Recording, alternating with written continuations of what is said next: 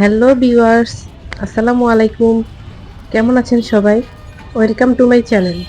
আজকে আবারও একটা ব্লগ নিয়ে আপনাদের মাঝে হাজির হয়ে গেলাম। তো চলুন শুরু করা যাক। কালকে রাত্রে আমার হাজবেন্ড বলতেছে যে চলো আমরা একটু বাইরে থেকে ঘুরে আসি। তো আমিও ভাবলাম যাই, একটু ঘোরাঘুরি করলে হয়তো মনটা একটু ফ্রেশ লাগবে। বেশি দূরে যাইনি, বাসার কাছে হাতির ঝিল গিয়েছিলাম। অবশ্য আরো ভালো ভালো জায়গায় যেতে পারতাম, কিন্তু রাতের বেলা এত দূরে যেতে ইচ্ছে করছিল না।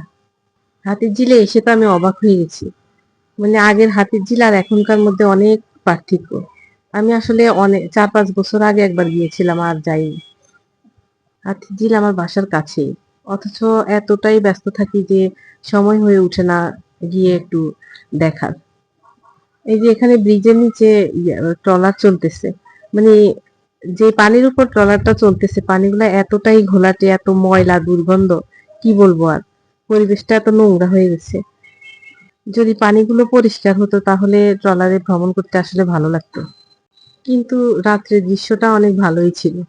অনেক সুন্দর লাইটিং, মানে ঢাকা শহর তো রাতের বেলায় অন্যরকম হয়ে যায়। আসলে আমাদের এই ব্যস্ত জীবনে একটু নিজের সাথে কাটানো উচিত।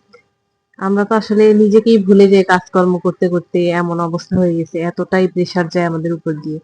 তাই আমি বলবো আমাদের আসলে উচিত মাঝে মাঝে এভাবে ঘুরে আসা কোথাও থেকে, নিজেদের পরিবারের সাথে। তো আমি বলব যে ঘোরাঘুরির জন্য আসলে রাত্রি ভালো। কারণ দিনে তো আমাদের কাজকর্ম থাকে, আমরা বের হইতে পারি না। রাতের বেলা আমরা ফ্রি থাকি, সেই টাইমটা আসলে আমরা নিজের সাথে নিজেকে দিতে পারি। ও বলছিল আসলে রিক্সায় করে চলো আমরা ঢাকা শহর ঘুরে দেখি। পায়ে চালিত রিক্সায় করে উঠবো আর আস্তে আস্তে ঘুরবো, চারদিক দেখবো। আসলে আমার ইচ্ছে করছিল না, আমি বলি যে না, হাঁটলেই ভাল লাগবে। কারণ হেঁটে হেঁটে দেখলাম আর কি হাতির ঝিলের এইসব যে পরিবর্তন হয়েছে এগুলো। আর ওর সাথে বললাম যে আমি অনেকদিন আসিনি, তো আমার কাছে অপরিচিত মনে হচ্ছে এই জায়গাটা।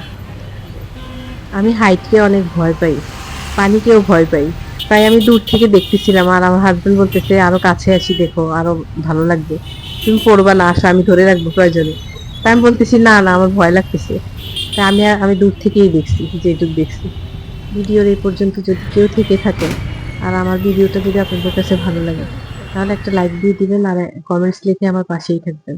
আমার ভিডিওটা যদি আপনারা ফেসবুক থেকে দেখে থাকেন তাহলে পেজটাকে ফলো করে দিবেন। আর যদি ইউটিউব থেকে দেখে থাকেন তাহলে সাবস্ক্রাইব করে দিবেন। অনেকক্ষণ ঘোরাঘুরির পর ভাবলাম একটু কিছু খেয়ে নিই। তো চলে আসলাম ফুচকার দোকানে।